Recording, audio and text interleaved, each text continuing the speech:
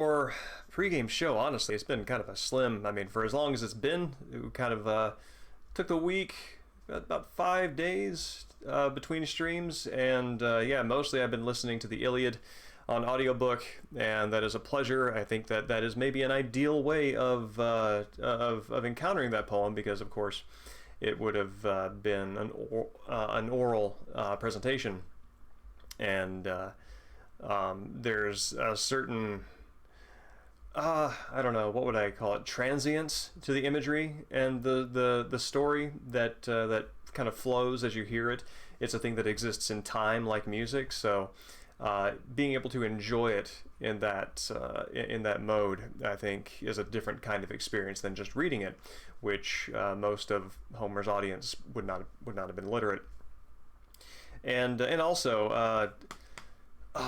You really get the feeling that because of the imagery that Homer uses to describe things, he uses a lot of pastoral imagery, a lot of nautical imagery, and the like.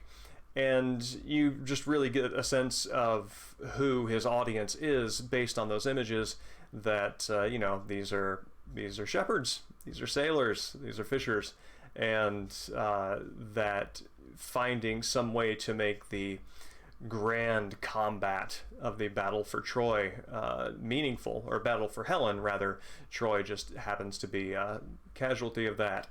But yeah, to make those like larger than life moments intelligible and give them an image that means something to them, it goes a long way toward kind of reconciling questions about the relationship between poetry and accessibility that and poetry and writing for an audience, because so much of what we think about poetry now, I think, is very much internalized and maybe a little inscrutable.